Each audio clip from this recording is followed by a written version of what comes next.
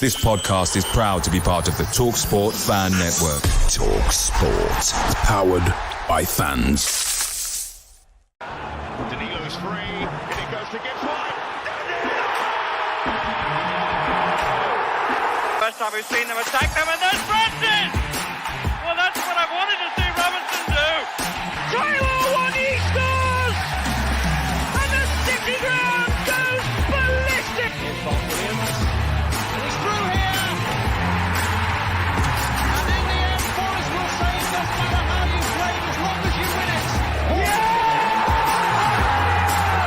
Forest Sales Premier League!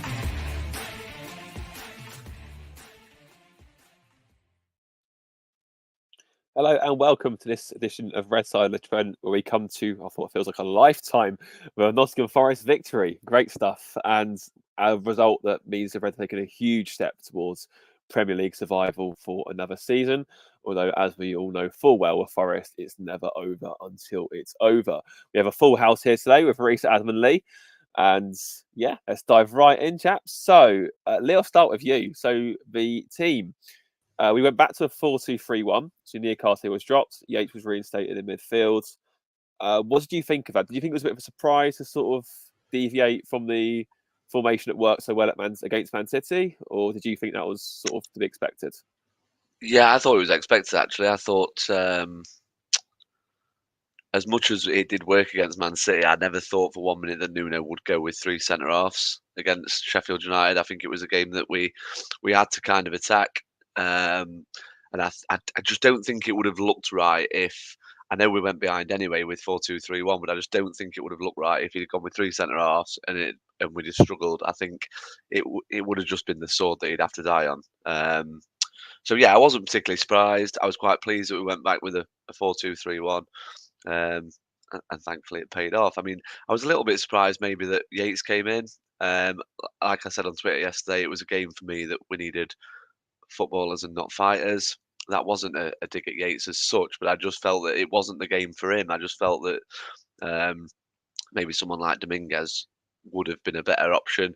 But obviously, we know that Yates scored the all important goal. So yeah, I was a little bit surprised that he came back in. But obviously, that's why Nuno's paid the big money that he is.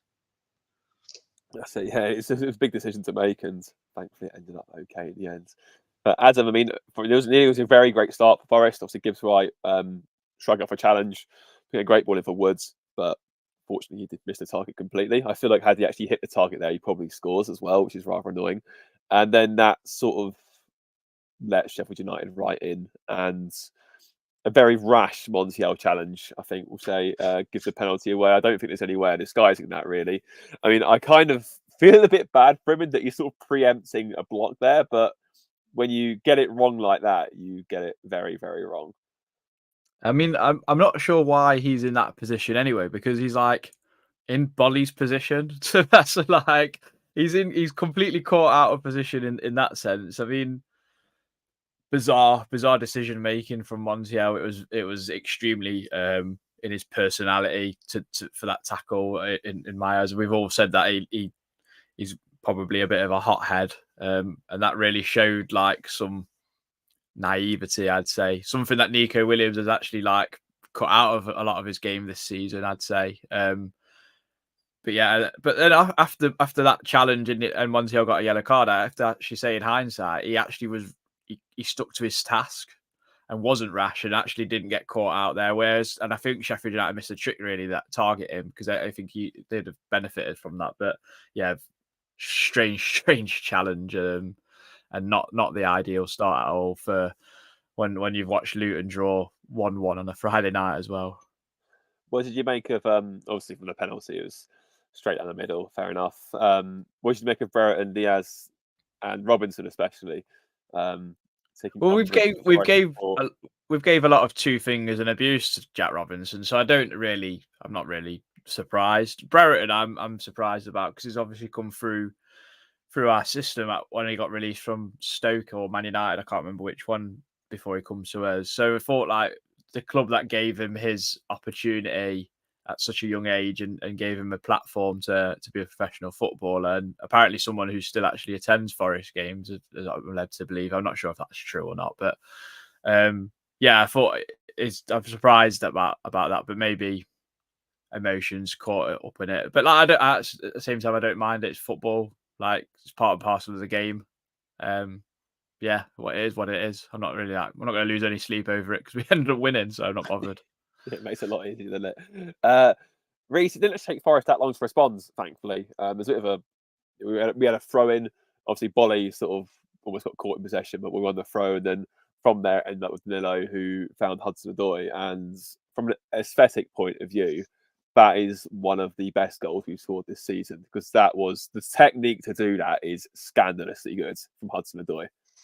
Yeah, just to touch on Brereton, he was getting booed like all the other ex-Forest players yesterday, so that's probably why. But yeah, going on to the equaliser, at the time, to be honest, mate, it got us out of jail a bit because I thought first half we struggled. Sheffield United kept getting it a lot of holes in the middle of the park with us only playing 2 in there, and I actually thought that aerially they did target Montiel and Alanga first half, and it was getting a bit of joy. But this is where I said on my own Twitter where you need your quality over making it a dogfight, and Danilo's put it into Hudson-Odoi. He's I think it's Bogle into his faced up, and the ball's kind of then bobbled, and he's literally, as it's like bobbly bounce, he's hit it sweet as a nut straight into the top corner. Brilliant technique. And it's something, last week where I said he kind of needs some variation to go either way, Hudson-Odoi. I mean, Sheffield United just decided we're not going to stop him cutting in yesterday, which was great for us because he absolutely tormented them all afternoon. But yeah, brilliant finish. And he's got that in his locker. We know that, like we said, he's still a young man. He can still get better, but that was a brilliant finish. And it just so good to just get it so quickly, because had it gone on a bit longer and maybe we'd have got to half time at 1-0 down, it would have been an interesting afternoon. But thankfully, that bit of quality got us level and we could kick on from that. But definitely, it was like something out of Score Hero, weren't it? He sort of just like flicked it up off the outside of his boot. Yeah, he's just do it into the line into the top corner. Yeah, it was an R1, I think an R1 circle for those that play FIFA. Wanted it finesse. Great finish. It was absolutely beautiful goal. But as Reece alluded to, Lee, I mean, Forest rode their luck big time in the first half. I mean, the midfield just got swarmed. Danilo and Yates, for whatever reason, just couldn't do anything. Just completely bypassed. They were slow. They were late. Archer obviously missed a one-on-one. Hamer forced Sels into a great save from distance. Between them, Murillo and Sels combined probably kept that score level at half-time. Although, again, completely against the runner play, Wood rattled the bar from a Gibbs White cross, and it kind of feels like that he can't really buy a goal at the minute, having gone like so many games where it just felt like the minus touch in front of goal. Now it just seems like everything he's touching is turning to the proverbial. Yeah, I hate to say it, but Lineker's right, isn't he? I think Lineker said that when a striker misses the chance that Wood did at Tottenham, when he somehow managed to miss, they typically go on a bad run, and yeah, he's had one. But I mean, it's one of them things, isn't it? I think he's done his job this season. He's served a purpose. I think it's just unfortunate. I think his chance yesterday he did everything right, didn't he? I think on another day he buries that in the net, but it's just come off the bar and it's not quite gone for him. But yeah, it's certainly, like I say, Lineker is right. I think since that miss against Tottenham, he's just gone on this kind of run where he can't seem to buy a goal now. I still fancy him to get another one before the end of the season. But we'll have to see. Obviously, with Taiwo, it depends now whether he's going to actually play. But yeah, it was a good effort, and it was one of them where the ones at City it was all on him. But I think yesterday he did everything right. It's just unfortunate that it's cannoned back off the bar, I guess. I suppose the good thing is he's actually getting into his position still. Like he's not shirking that at least.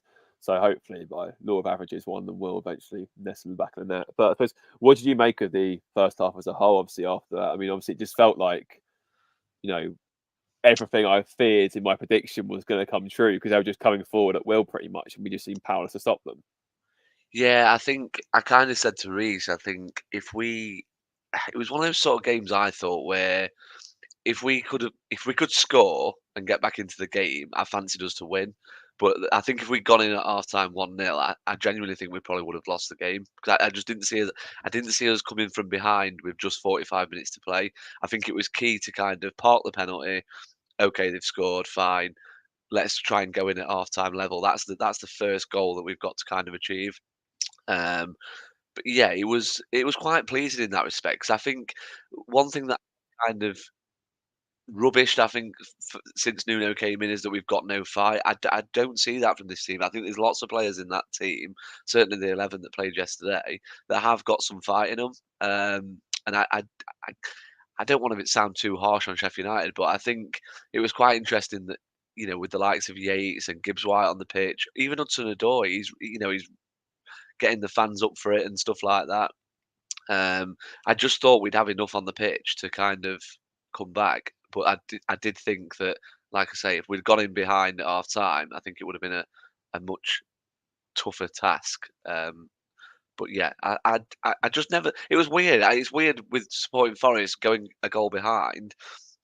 You'd normally think, "Oh, that's it now. We've lost." But yesterday, I just felt there was something a bit different. I just thought that we had the players on the pitch to kind of come back and get something, and thankfully we did. Yeah, definitely. I suppose another thing to factor in as well is that what I was trying to do to keep calm when they went 1-0 up was that, I think they took the lead against. They've taken lead against quite a few teams this season. They led against United fairly recently. I think they led against Burnley. I think I'm right in saying, or they came back against Burnley. They've thrown away quite a lot in recent weeks. And obviously, they've conceded a lot too. Yeah, winning at Newcastle. I That's was it. about to say that as well. Burnley, Was we booing Osborne, by the way, guys? We're booing them all the ex. I suppose they're playing red and white stripes. They should have put Max Lowe on the screen in the crowd. Probably would have booed him as well. He might have got a few claps, to be fair. He's the only exception. End of the day, it's a rival game between the two clubs who both don't like one another. So, and it's a massive game yesterday. That's football. That's the tribalism of football, unfortunately. Not unfortunate about it. I'm very delighted they got relegated. But Adam, second half was a lot better from a Forest perspective, and again we got the solar eclipse of Forest scoring from a set piece, and from none other than Ryan Yates as well, of all people, which is his first Premier League goal at the 59th attempt or 59th game. Obviously, the worry was that Brereton Diaz going down, but there was nothing in that for me personally. But talk me through how you felt the goal was. Yeah, just touching before that there, I thought what Nuno did in terms of, I don't know if you're going to get onto this, but second half he made minor tweaks, and I thought, and I even said this on Twitter, that it wasn't just Yates in midfield, but Danilo was non-existent in shielding our back four, and like Diaz and Archer would just keep dropping in short, and we're just getting no protection there. They were just going straight through as like parting of the Red Sea sort of thing. And then I think Nuno, what he did was like make Danilo and Yates a little bit tighter together and closer together, because we had so many turnovers in the centre of the park. Sheffield United then just did what we were doing in the first, which was parting of the pitch basically, and just allowed to get at us. But yeah, no, rare set piece goal, and looked actually like something we'd worked on for once, because Alanga like lobs it back in, doesn't he? Bolly holds off about 3 blokes because he's just like an absolute man mountain, nods it down to Yates, and by God, if he'd missed that, he'd have got crucified, because he would have. And I mean, it's a great finish, because you see him so often where players of all skill and ability don't get their head over the ball and absolutely blaze that over. So fair play to him. It's great technique to keep it down. It is a hard one to miss, but especially when he's been on such a barren spell where nothing has gone in. He's had a disallowed goal at Bournemouth, and it's topped off his week, obviously getting 200 appearances. I know we have our opinion about him as a footballer, but I think as a bloke, we will never question his integrity and his desire when he steps on that pitch for us. And I'm really happy for him, because it's benefited Nottingham Forest at the end of the day. So I tip my hat off to him. So yeah, great finish. Great to score again in front of that away end at Bramall Lane. He seems to have a bit of a habit at that end, doesn't he? Yeah, history certainly repeated itself. Very important goal in front of that end of Bramall Lane.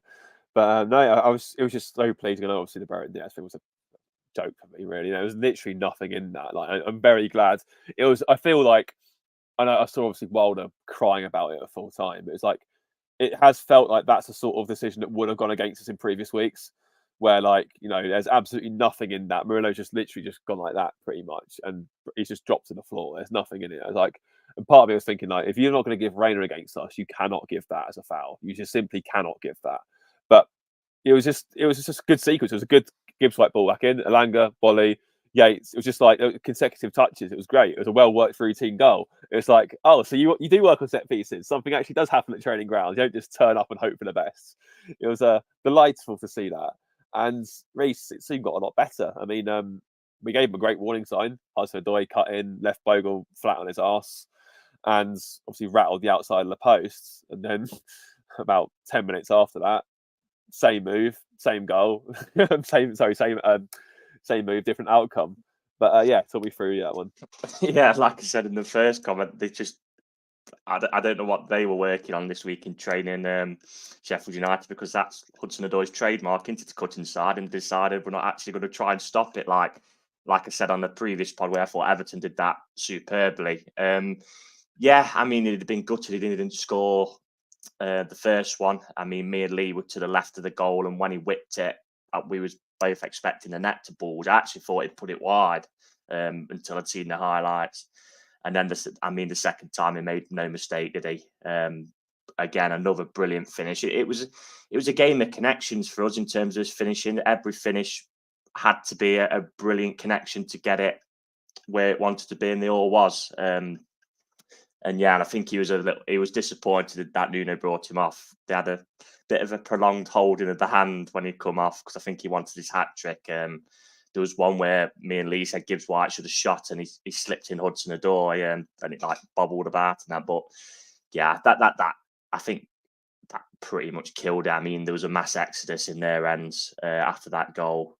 And fair play to us then, because how many times have we seen Forest been, in complete control with a 2-goal lead and then concede a cheap goal, as we did in the playoffs there.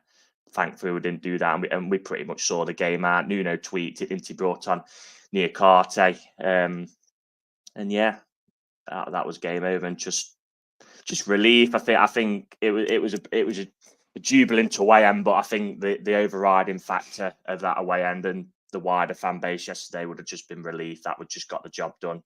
Yesterday, it wasn't about performance; it was about just getting that win, and that's what we did. So absolutely delighted. Yeah, that's something I was going to mention. It was yesterday was all about the points. I don't get how we got them. We just needed to win yesterday.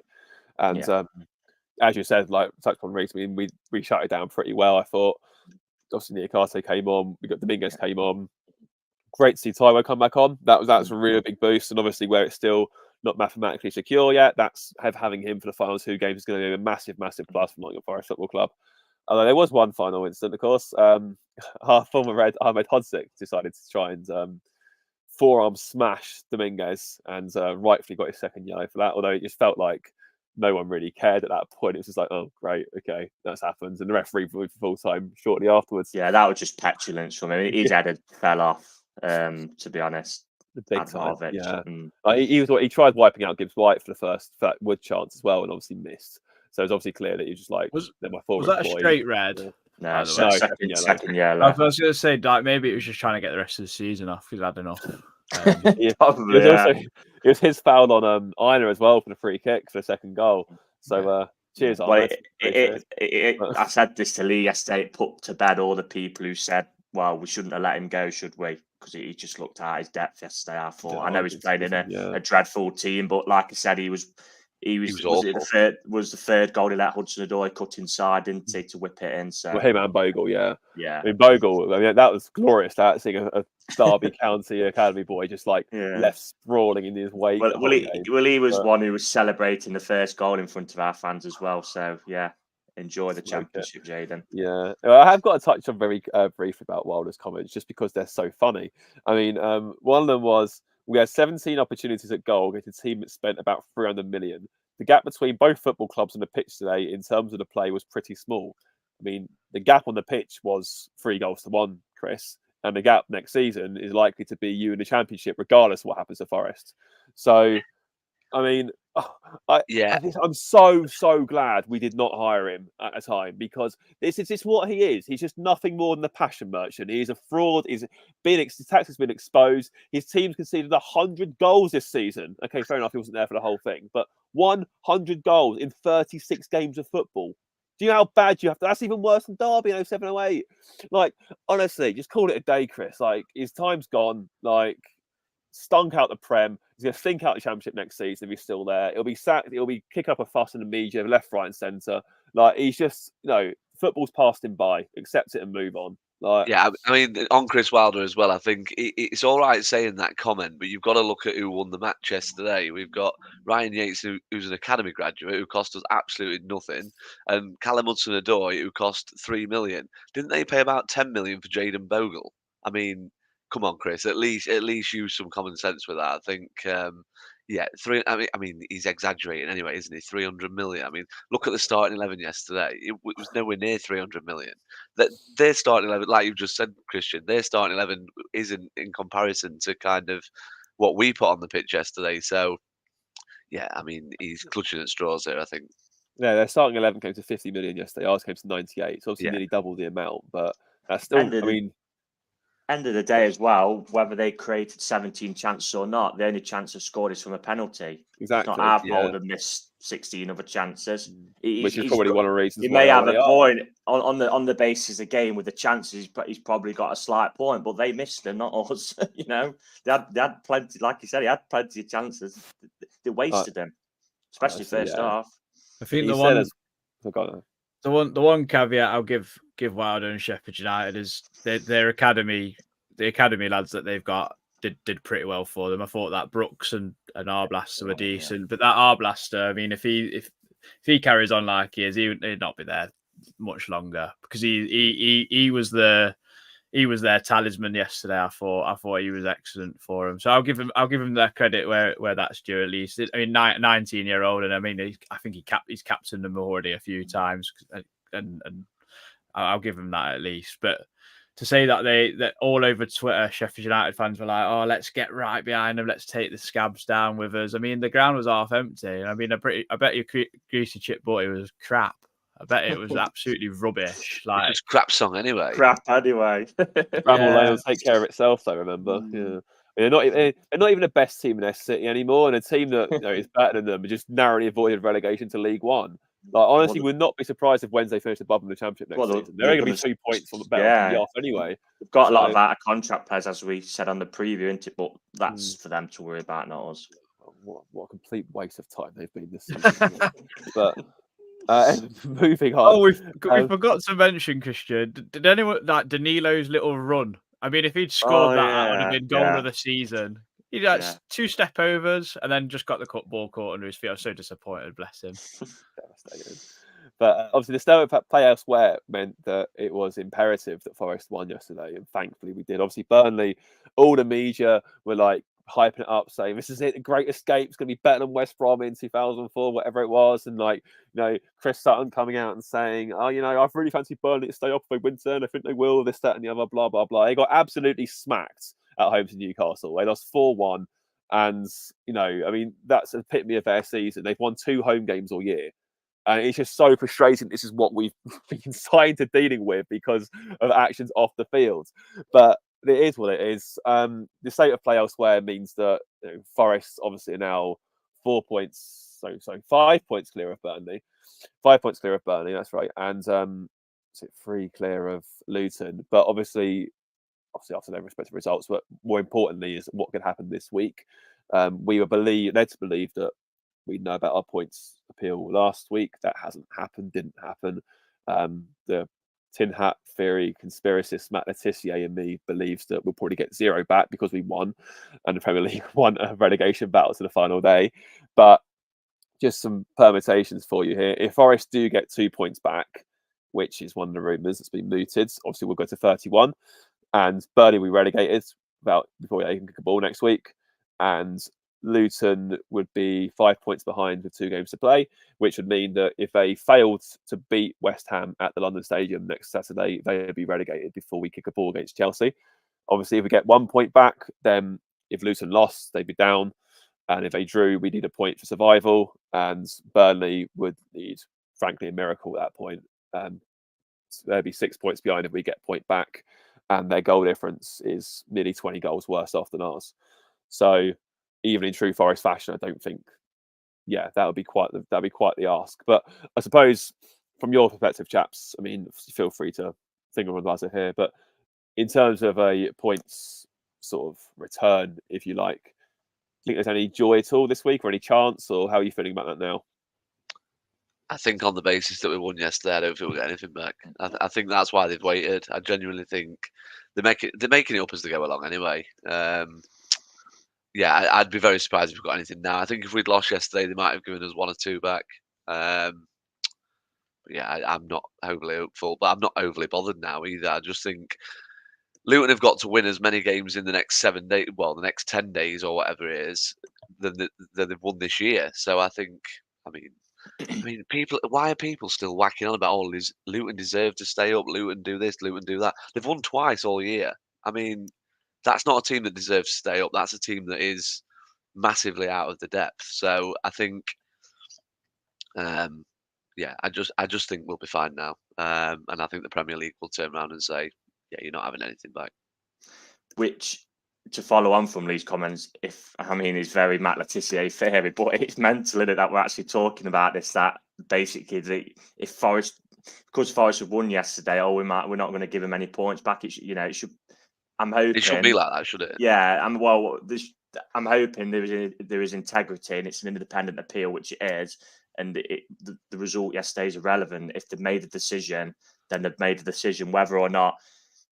The only pushback to that is what I'll give is because probably they made it so late in the week with Luton playing Friday night as well. They might have waited till after the weekend results in terms of releasing the decision, so it doesn't have a bearing on this week's games.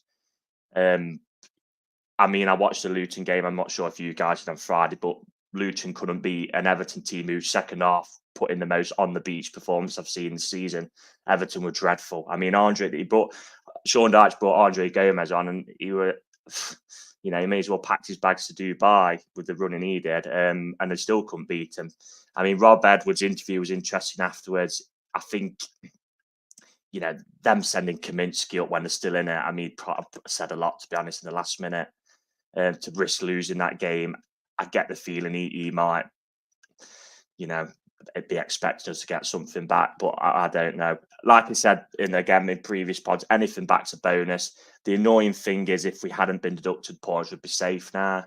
We could enjoy next week's home game, and then obviously the last game of the season. But we'll have to see. We've all said we have to do the business ourselves. Everything else takes care of itself.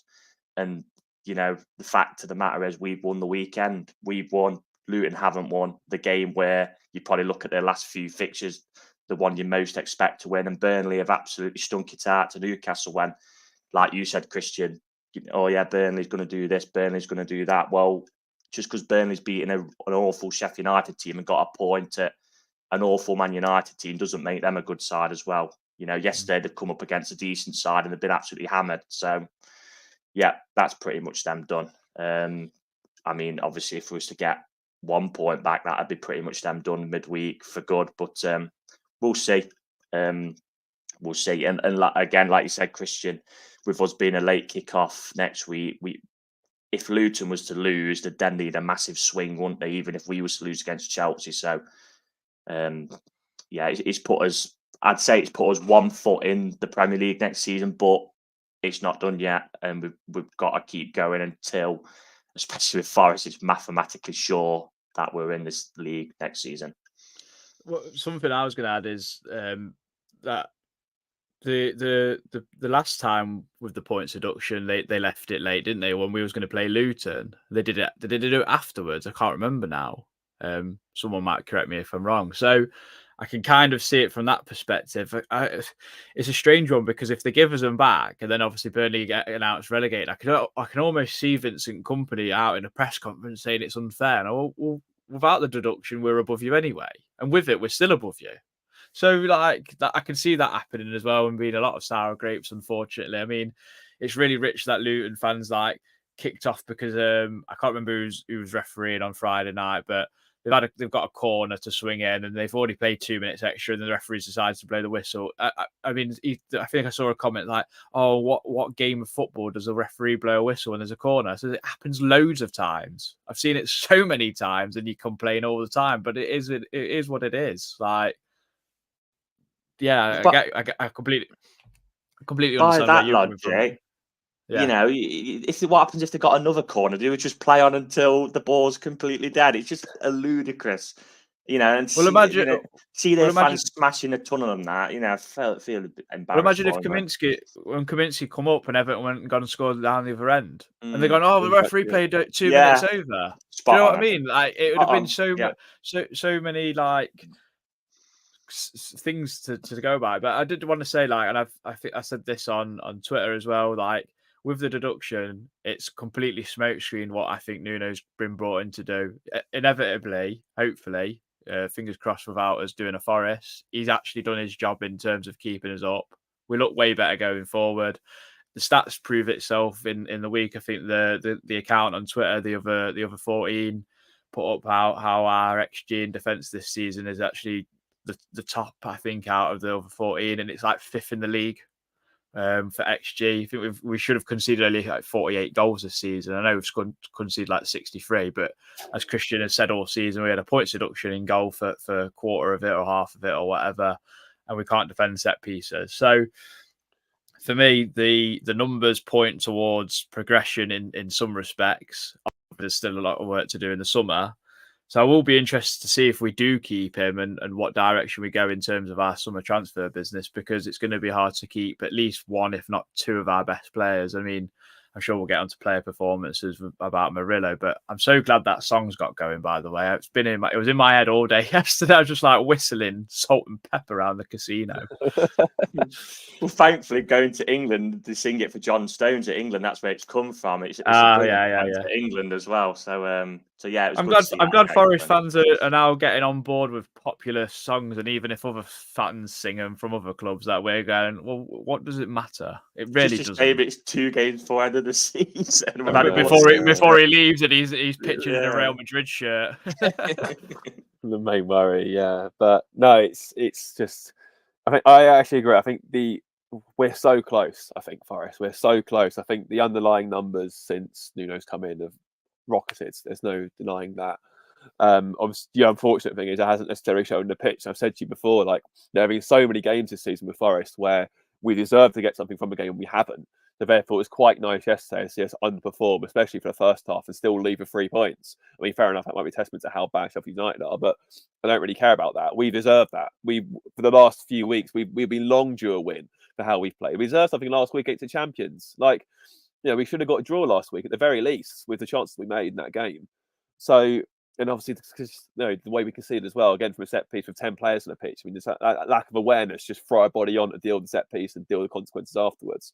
Like, it's just, we really deserved something over the last few weeks. And I just hope now that, we can just get over the line. Ironically enough, if we win our last 2 games this season, which isn't beyond the realms of possibility, we would actually have a higher points total than we did last season. Obviously, excluding deductions, we'd have 39 that we'd earned.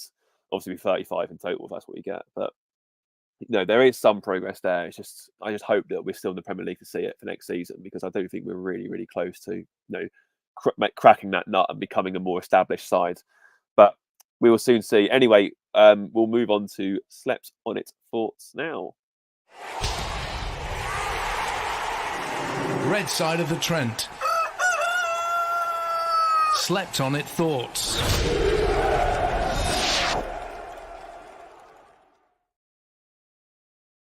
Let's start with Anna Story, who says, delighted with the win. Shows how far we've come, as despite going a goal down and playing a bit rubbish in the first half, we came back convincingly. Not sure we would have done that away from home last season. King Velocity in Function says, easy to say that performance doesn't matter now, but none of us were thinking that at half time. Thank Christ there have been 3 of the worst ever promoted sides in the Prem this season, or else we would have been toast. Nice to help the Blunts get their record too. Premier Elliott says, I honestly believe if we got Matt Sels at the start of the season, we'd be mid-table. Next week, I want it to be Wembley 2.0 at the City Grounds. Today's fact is that in the 1960s, Brazil and France almost went to war with each other over whether lobsters crawl or swim. BCP put and breathe. Sarah echoes that to put few. Adrian Warren says wonderful win, woeful performance and bizarre tactics. Not sure Nuno is the answer. I would like to see the big man try and tempt Marco Silva in the summer. This squad is better than what they are showing, and fitness needs to improve massively. A summer reset is required. Reece Quay says weather the storm, but ultimately our resilience broke them. Some really solid defending at points today, along with some great finishes. Still not done, so dust yourself down and keep best-ring Luton's results. I hope Christian has learned to listen to his heart. Come on, you Reds. Absolutely not with Forest. We all know this. Any of us scarred from 1920 will know that, you never get optimistic with Forest. We could have Man City's team. I still expect us to lose Sheffield United. Ian said, so relieved we win the game, but let's not gloss over it. We were playing by far the worst team in the league and could easily be 4-1 down at half-time. We got away with one today, but obviously take it. We really need to improve massively. Murillo and Bolly were immense. Anthony McGuinness says, while I understand Chris Wood isn't the player to take us forward, seeing people criticise him recently is disappointing. Without his goal since Christmas, we'd been relegated by March. We're a lot to thank him for this season. Adam, that's something you touched on fairly recently as well.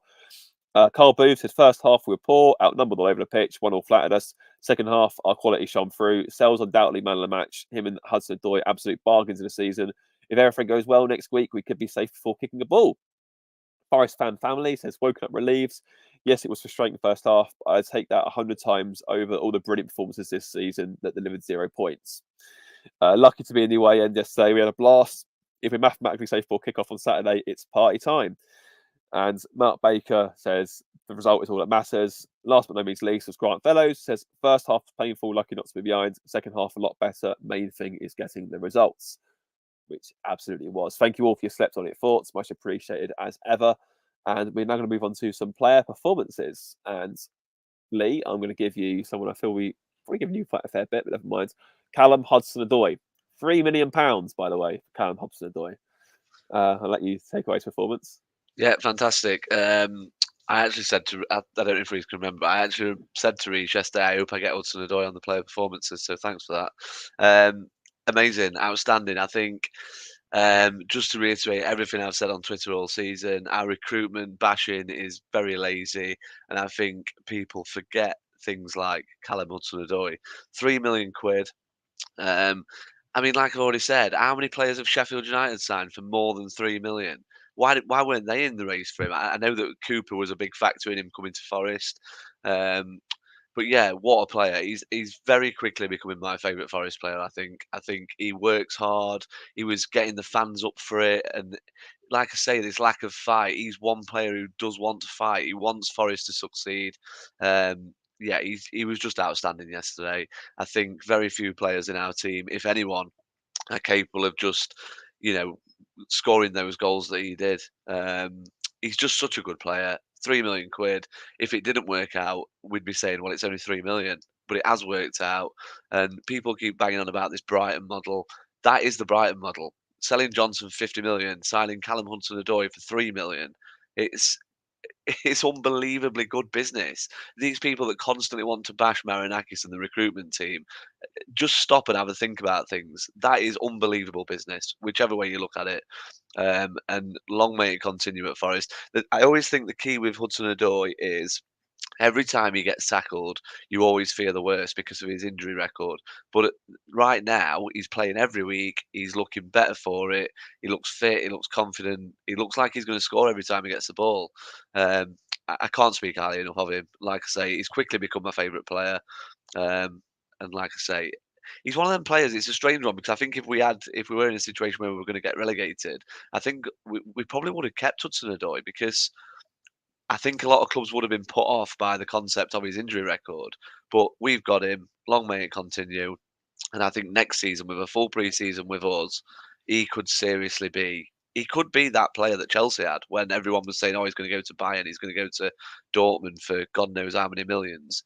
He is that good. I can't speak highly enough of him. No, it's fantastic to see his turnaround. Like I said before, it really annoyed me early in the season when we had people getting on his back. You could clearly see he was just getting up to speed and it was fitness.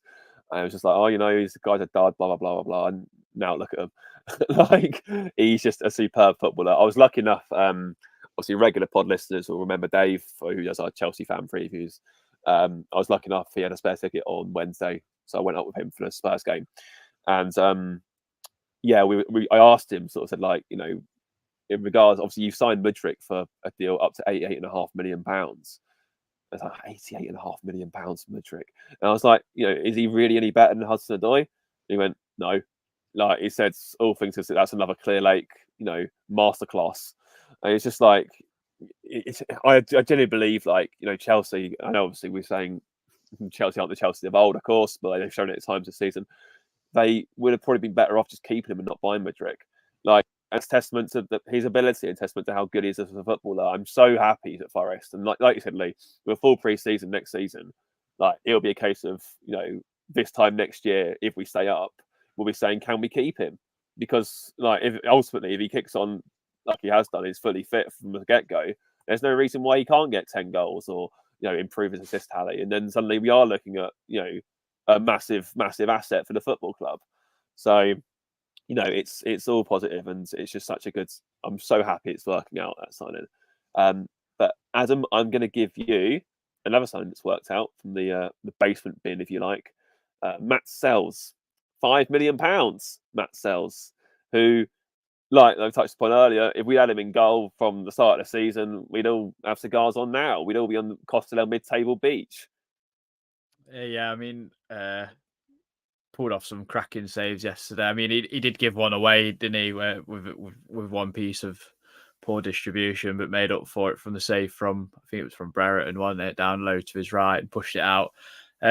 Yeah, he's been solid, hasn't he, since he's come in, really. I think he's made maybe like one or two where you've been critical and you've said, oh, we could have been stronger here or there. Like the Wolves goal comes to mind and the Brighton one. Because I think his like ability, or maybe not ability, or maybe confidence or whatever, coming off his line and claiming crosses and whatnot isn't as strong as Turner's, I would say, in that respect. I actually think Turner's pretty good, like, in terms of coming out and claiming for balls and coming off his line. He's just a lot more erratic, whereas Sels is very, very confident and very calm a lot of the time. And I think you can see it from our back line, where we give him the ball back and, you know, he's not going to give you a heart attack, basically. Yeah, he kept us in it at times yesterday. He's been a really shrewd piece of business in January to get him from a team probably a lot of people have never heard of, if you kind of live under the Forest rock, as such as I like to call it, because people they're just fixated on Forest and nothing else. Strasbourg fans were gutted to see him go, and he's becoming not a fan favourite, I'd say, but he's showing his worth, isn't he? £5 million is not bad for a goalkeeper in this day and age. You can actually kick a ball as well, which is pretty good. So yeah, no, really, really, really good performance yesterday. Long may that continue as well. I think next season we'll see a better version of him as well, when he probably become more accustomed to his back four, back five, or whatever we're going to play next year. Just to touch on Sels, the thing I like about him is with Turner, you always got the impression that when the ball went near him, you were worried that something would happen, that he'd cause something. With Sels, he's just really calm. He's really calm, composed. Yeah, he's not perfect, but he usually does the basics very well, and I think that's a good trait in a goalkeeper. Yeah, 100%. I agree with that. Yeah, I think to add as well, like, you know, Lee's touched about it on the pod as well, like with goalkeeper, everyone wants a goalkeeper to never ever make a slight mistake. Well, it's just not going to happen, is it? I mean, Edison flapped at one yesterday. He's one of the best keepers in the Prem, and Wolves scored from it. So you're going to get odd times where there's probably goals where you think, oh, keeper might should have done a little bit better there, but it's just not going to happen, is it? They're not going to keep everything out. No keepers like that, unfortunately. No, definitely, that's, yeah, a very acute point. And we know our fans are like of goalkeepers. It's turn their nose up at Nick Pope we got promoted, remember? So that is well. But Reese, I'm going to give you a guy who hates Derby and thinks they're something we can't say on this pod. Murillo is his name. What did you think? Has he ever heard of Derby, Murillo? People are like, doesn't he even know what Derby is? What division are they in? What's one of them? Yeah, he was yesterday my man of the match, because first half, I mean, Sels made the one from, he come out for Archer, although a bit late, he blocked it, and then he made the tip over the bar from Hamer. Murillo, I think at one point, made 2 or 3 blocks, which were goal bound. The tackle on Cameron Archer, where probably a second later, and Archer's got a one-on-one, from 10 yards out, maybe. And he was literally shaking his head at one point because he was all over the place first half, and he was single-handedly with Sels keeping us in it. I mean, he even made one second half, didn't he, where Brereton shot, he blocked it, and then got the look of the ball, the look of the bounce, and it hit Brereton again. So, yeah, he was brilliant yesterday. The shame is, I think, when you look at obviously the money side of things, and you see from like people like Kieran Maguire and that, there's probably going to be somebody sold in the summer, and you think he's probably at top of the list, isn't he? Because, you know, as well, where we are as a team, I said it on the last pod, you'd probably slot him into like a lot better team than us, and because of how he plays, he'd probably look more assured. Whereas because we're scrapping, we probably like we need kind of two defenders like Willy Bolly who are like just kicking and heading and doing the basics, whereas Murillo's got more about it. But defensively, yesterday showed you everything what you wanted. I mean, he was absolutely committed to the cause. He was geeing the fans up after one tackle. You know, he's we'll obviously touch on this at come the end of the season when it's done and dusted. But for me, he's probably going to get player of the season, isn't he? In my opinion. I know some people might disagree with that. They might go for others, but yeah, he was brilliant yesterday. And I think, you know, yeah, he's a young kid. He's got the odd mistake in him and that, but over the season, I think he's been really nice to watch personally, and see his development. And if he goes to I mean, I hope to be honest, I hope it isn't someone in the Prem. It'd be mental to that Forest was selling like a player to Real Madrid for like 50-60 million. But if that was to happen, you went abroad to somebody, a big club abroad, you know, you're probably looking Spain, aren't you? With obviously neighbouring Portugal, the language, etc., the culture. Then I think you'd say fair enough. But fingers crossed we can keep him. But we'll have to see on that. But yeah, he was my man of the match yesterday. I thought he was absolutely outstanding personally. I think after his interview with Colin Frey, I think he might stay. Like, Colin was so jolly to speak to him. Well, this is a shame, isn't it? Because, you know, and this is why people get the backs up with the Premier League, because we've brought a player, we've developed him for a season basically to stay within FFP. We've got to sell him, and then all the big six clubs can do what they're bleeding well like. And, you know, how are you ever meant to compete when, you know, the vultures are circling basically? But, no. Unfortunately, I think regardless if it was in danger of FFP, he's someone that's destined for, unfortunately, greater and bigger things than Nottingham Forest. It's been an absolute pleasure to watch him. Like we were saying this, me and Lee were speaking about this yesterday. I can't remember if it was someone else. Like back in the day when we went down in the 90s, you know, you kept the England captain at the club, for example, in Pierce, and then days are over now. They're just not going to happen anymore, unfortunately. And that's why you had back in the 90s, when we come back up and we finish third, that competitivity of the league. Nowadays, it's, you know, you'll get the odd one who breaks in. You know, Brighton broke in last season. Look at them this season. They got into Europe. The squad's been depleted because they've sold a few players, and they're going to finish mid-table. And it's just so difficult. And that's why people get the backs up with the Premier League, because at least with the division below, it's pretty competitive, isn't it? Yeah. Definitely. I echo that. I'm so, like, I don't think Florentino Perez lets him go, to be honest. I think, you know, we know he's got an eye for Brazilian Madrid, and I just wouldn't be surprised to see it. And it's like you said, it's weird, isn't it? We've gone from like so many poor players, even like 5 years ago. Like, you know, we're still clearing out the decks of people like Matt Mills and stuff not that long ago. And we've got a centre half who could be sold to Real Madrid.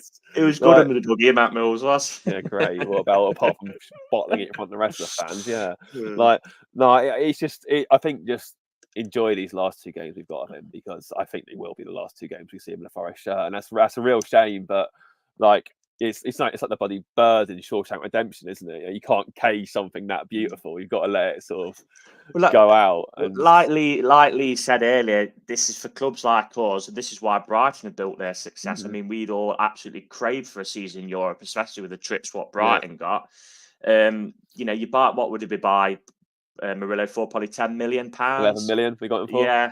And if Yeah. you're gonna make 50 million profit on him, it's brilliant business. It's great unfortunately business. that's the model. And Yeah. up until Leicester stopped doing it, that was the model Mm. worked for them. They sell a big player every summer, you Yeah. reinvest it, and you grow it. Unfortunately, like you said, until these rules change, I mean, that's the method. I think our pod friend Nathan's coming on into a couple of weeks. We'll have to ask him if there's anybody in South America similar, so we can. He's bring already them eyed. in. He's definitely already eyed someone up, Nathan. Yeah, has. but I think he did say at the time, I don't think there was anyone kind of like him, really. And to be fair as well, it took him quite a, he didn't come straight in, did he? Under No, it took a couple of weeks. Yeah, it was a few. Was it maybe a month?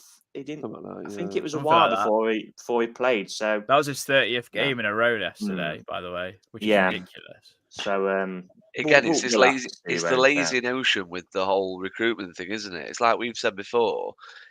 If you take our summer business this year, all the permanent side, in terms of the loan market, we've been dreadful at it. I've got no problems in saying that. I think that's why it gets a criticism on it. Yeah, The Origis of the world, and But in terms of if you take the goalkeepers out, which player that we signed permanently in the summer has been bad? I don't think there's not an argument for one. People will allude to you'd argue Sangare, won't they? yeah, Because of the price tag. Yeah. But I think next suppose, season, he'll come good. I know Reece I'm says he hopeful reckons he'll get Sangare. sold, but I think he'll come good next year. It depends on him, doesn't it? Because we've defended him on this podcast, but also from him, he's got to show it as well. I don't agree with fans booing him, and that's not going to help anybody. But he's also, got to, stand up and be counted himself, whether or not he wants to, whether or not he's set. Not if he wants to be here, but whether or not he's settled in England, because some players just come to England and they can't settle. There's been so many more incredible players who have been brilliant on the continent who have come to England. It just hasn't worked out for them. And a lot better players than Sangare, Yeah, I still personally don't think Sangare has been that bad. I just think it's a case of it's Nottingham Forest and our fan base expect that if we pay 30-35 million for a player, they've got to, even if they're a defensive midfield, if we signed a centre back for that money, they'd be saying they've got to take 4 players on and bang them in the top corner every week. I just think with that sort of fan base, it's just because we've been at the prices we've been. So we've escaped from them for so long because we've been in the second tier that we're kind of not up to date really with prices, are we? Because the Premier League, you look at like Everton, for example, the money they spent, 50 million on, Michael Keane was 30 million. The price in the Premier that out of control. But we've obviously been in the Championship for so long. We've not been paying that type of money for players, have we? So. We'll see. We'll see on him. We'll see what happens in the summer. If he was to leave, it'll be up to us then to recoup as much money as possible. If he was to stay and he wants to stay is the main thing, then hopefully he can get a good pre-season under himself, settle, and then come back next season if we're still in this league, 'cause it's not over yet, and start showing what we're paid for. I am hopeful, I think, with a pre-season, because you have to remember as well, like he came on deadline day. Everything's in a massive flurry of hurry. At least he's got some time to sort of bed in now. We've got a new manager. Obviously, we also had. Obviously, we all love Steve Cooper in this on podcast, but he played as a box-to-box midfielder rather than what we signed him for. So, that has to be factored in as well. There's been a lot of mitigating factors, I'd say, for Sangare's inconsistent campaign. Because when he's played well, he's played really well. He had AFCON in the middle, didn't he? Yeah, AFCON as well. Got injured AFCON and his ankle detached by Sadio Mane in an awful challenge. It's been a very up and down season for him. But to be fair, with our recruitment, the bulk of it was so late in the window, wasn't it? So most of the players. I think the first signing was Ola Aina. He come in 2 weeks before the start of the season. You can see even with Aina that it gets to 60, 70 minutes, and he's struggling fitness wise for me. So, Hudson-Odoi's come in on the back of being injured quite a fair bit. He's not had a full pre-season. There's just a core of players, I'd say, in this squad who just need that good, solid pre-season if we, again, stay at this level. And hopefully then we can start to see the best of them. Hudson-Odoi and Aina are two we've seen a good amount from, but can still improve. So we'll have to see. We'll have to see what happens. That's one lesson I would like us to learn this summer. I think if we could get as much, I know it's not always possible. I think if we can identify targets early, get them in. Because I mean, you look at some of our teams for the friendlies that we were playing. I mean, half of them aren't even at the club anymore. I think it's really bad practice, I think, to get the players so late that they're It, just coming straight into a league like the Premier League. I'd love us to, even if we didn't sign that many players, I just think it'd be nice for them to come in, and if we are going to do any business, try and get it done as early as possible. it was I think just that's always clearly been better said. it was just the finances wanted this summer. I think that was clear. We was Boris waiting on Johnson, obviously yeah. Johnson to be Well, sold, and then we could bring some in. That's it was why we ended up partially that. signing, you It know, was, a keeper who'd never made a Premier League appearance. well, yeah, That, it was you know what I partially mean? that, and it's partially, Marinakis loves to throw a deadline day. I mean, this is very well documented. He loves. He does. It's been reported numerous times. He sees it I as like know. a bloody game of poker. When's our Yeah. Netflix Well, yeah, but documentary? Like, well, because- I've seen like the likes of Marco Reus is leaving Dortmund. That seems like a oh, fine we've seen some. Yeah, free there's agent some- signing. was it Falcao? The That's- other one, wasn't it? That's Falcao, yeah. That's Yeah. a pod in its own, isn't it? We'll find all the freebies that we could get. Yeah. It's like on Football Yeah. Manager when he goes to like international caps over like 50, Yeah. free agent, Free over agent, 30. Right, you. Yeah. It's like, oh dear. But before that, obviously, we've got to stay up first and foremost before we can talk about signing Michael Royce. And secondly, we have got Chelsea to play first. And obviously, Chelsea, they've turned it around at home. It's fair to say they've got themselves in a position where Europe is naturally not so much of an outside chance anymore. It's fairly possible, especially with the games Man United have got left to play. Obviously, United have got to play Arsenal and Newcastle, which both could be massive. And Chelsea have been chipping away in the meantime. They've sorted out their home form. Away form, not so much. Obviously, they slipped up at Bramall Lane, and they've generally looked a little bit ropey away from West London. So, Lee, with that in mind, and with the fact that Forest could go into that game knowing that a point might be enough to see us up, or a win would be enough to take us over the line, or we need a win to take us to the final day. So, obviously, we really, barring a small percentage, will have something riding on it. How do you think Forest approach that game, and what do you think will happen? I don't think we can. I don't think we can afford to approach it any differently. I think we've got to, as much as we think we're very. I mean, it's weird, isn't it? Because the players are going to be arriving at the ground almost kind of with one eye on the Luton result, because it could be done and dusted before we even play. So that will come into the thinking, but I don't think Nuno will approach it any differently. I think we've seen this season that he approaches every game pretty the same. I mean, he's played 3 at the back, he's played 4-2-3-1. It'll be one of those two, and I just think it's not a bad fixture. I think it's a good fixture. Chelsea, like you say, they've got a bit of something to play for, but not a lot. Yeah, I don't think we approach it any differently. I think he'll want to finish with a flourish anyway. He'll be under no illusions, Nuno, that fans are kind of talking about his record and comparing it to Cooper and all that sort of stuff. He'll want to win football matches. I don't think he's ever shied away from that. So yeah, I think we'll approach it in a positive fashion. I think we'll want to win the game. It's the last game at the City Ground this season, so he'll want to win. I'm not going, so he probably will win, which is usually the case. Yeah, I just think it'll be a decent game, to be fair. I think it's a decent game that they've picked for R5. I think as much as we've bashed Sky this season, haven't we, for this narrative that they want Luton to stay up. I think that's clear they do. But at the same time, I think they kind of liked the concept that we played Arsenal in our last home game last season, stayed up. That was a half-5 game, so yeah, I'm hoping for a similar result, to be fair. I think we probably will edge it. I think we probably will just nick it, maybe 2-1. It's weird, but Palmer's the only really player that Chelsea have got that scares me, I guess. I don't really think there's anything else to be overly worried about. It's weird, isn't it? Because Jackson's got like, I think it's 10, 11 league goals now, I think, something like that. But he's just so bizarre to watch in front of goal. Like it's like Darwin Nunes on steroids. Like it's just he's so unpredictable. Like he can do something so cool and composed, but he can get like so many chances and just spur them. Look at City semi-final where he had 3 chances you'd expect like someone with a blindfold to score, and he missed all 3 of them. Like, and then he'll do something ridiculous. They're a very bizarre team, Chelsea. But you're right, it's very much Cole Palmer influenced.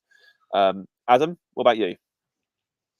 Yeah, I'm just looking. Nicholas Jackson, 11 league goals this season. Very indifferent season for the lad. But he's only 22, so I mean, at least Chelsea fans have got something to build on there with that kind of first season in the Premier League. I think we seem to have had our number against Chelsea since since we've come up. I know because we've not been beaten by them. We drew home and away last season. We've beat them this season away with one of the best counter-attacking goals I think we've scored this season. It's one of my favourites anyway, because the finish from Elanga was so good. I mean, we forgot to touch on how bad he was yesterday. He was absolutely atrocious. There was a point where he tried to hook a ball back down the line for Montiel and spooned it out for a throw-in. It was pretty embarrassing. I mean, he's not really hit the heights as Hudson-Odoi has this second half of the season. He's really lacking confidence at the minute, isn't he? Yeah. He's a young lad, but issue as well. Yeah, it could be a factor of things. Luckily, he's at a club where he's going to start most weeks and get the game experience and everything else, and that's something I think is a pull for players. Definitely something that we can talk about in the summer transfer window. We've took 2 players out of 2 massive clubs, and give them the platform to actually get some experience this season. And I think it's something that Hudson-Odoi has alluded to in one of his interviews this season about being away from London and the distraction of it all. So that's something we can touch on in the summer, hopefully, in terms of players that we want to bring to the club. But going back to Chelsea, I'm in the same boat as Lee. Cole Palmer is the only one that really gives me anything to worry about, and even then he can still blow hot and cold because one man doesn't make a team, and he's someone, again, something we could touch on in the summer with the Euros coming up. He's someone that should be on the plane because he's single-handedly got Chelsea to where they've got to this season. Without him and his goals and assists, they might be lingering where we are, really. But yeah, I think we'll beat them. I think last day of the season, last home game of the season, we'll want to put on a show, regardless whether we've stayed up before we've kicked a ball or not. It'll be a party atmosphere, hopefully, good atmosphere. I mean, I've seen a lot of people clamour for the wall of red come next week, so I think there'll be a jubilant atmosphere. The weather's picking up as well, which is always a nice thing at the end of the season. Yeah, I think we'll beat them. I'm going to say 3-1. I'm going to go with the 3-1. I think a 1-0 will come back to haunt them. Maybe the last 10 minutes and grab a goal. Nice. Reece, one thing Chelsea have consistently struggled with this season is teams who play on a low block. And we know full well from experience that obviously this season, and even when they've sort of picked some form up, I know it was weird because I know Everton got smacked 6-0, but Everton didn't really sit in. They sort of looked to try and take the game at Chelsea, and Beto did Beto things. But by and large, teams who do sort of camp and sort of make it half and give them any space do get quite a lot of joy in the counter. Do you think that'll be how we approach it? And if so, how do you think we'll fare? Probably because, with respect, Chelsea are a better side than us, aren't they? That's not beat around the bush. So we're probably going to, soak a bit of pressure up and try and hit them. I mean, I watched the away game. I was on holiday in Greece, so I was watching it in the hotel, and I found it mad from a Chelsea perspective that we had Bolly, McKenna, and Warren at the back, who were all big lads, and they just kept trying to cross it in the air, and we were just heading it out every time. So that was ideal for us. I mean, I'm just looking at their, form-wise, they have picked up. I know they've got a stinking performance in them now and again, which I'm hoping happens next week, but they've got so many injuries as well. They've got the last game, they've got 14 players injured. And you look at the bench and it's full of kids. It's literally kids on the bench against Tottenham. All of them, the lot of them. I mean, the only one is the keeper, Bettinelli. And I mean, God, has he ever played for Chelsea? So I'd look at their team, and if the young lad at right back, Gilchrist, was to start, you'd look to get some joy there with Hudson-Odoi's form. Cucurella, who I did really like at Brighton, and I know he did play well the other night, I believe, Christian. Pogba Johnson. Completely, yeah, but he's rash still. So that's if Elanga's on it, it can cause him problems.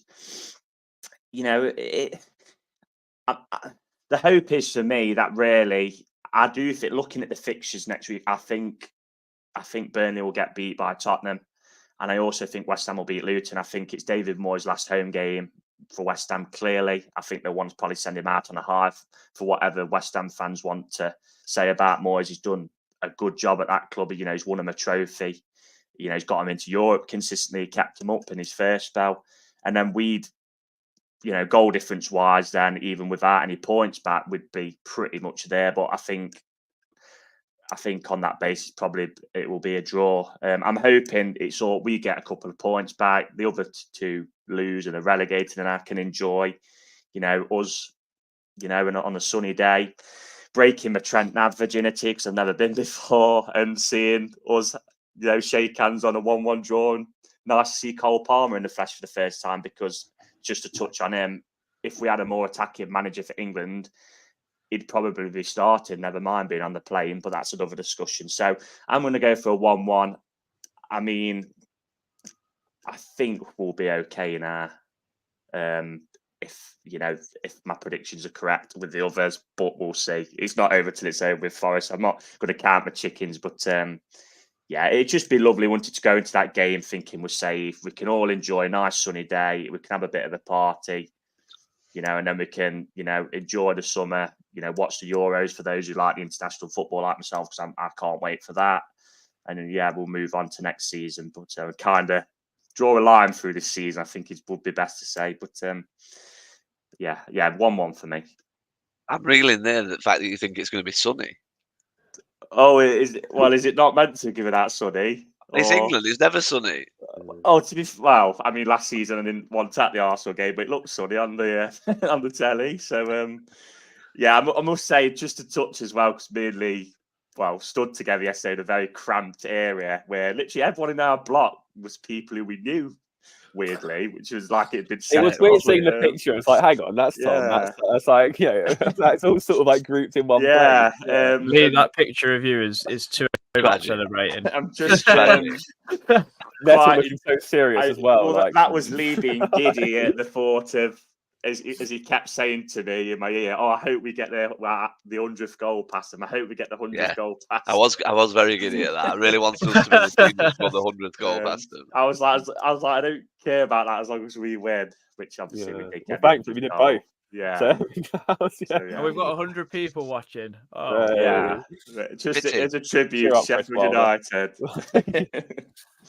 As for Chelsea, I'm intrigued. I really am. I think a lot's going to depend on what happens today. Obviously, Chelsea got West Ham today.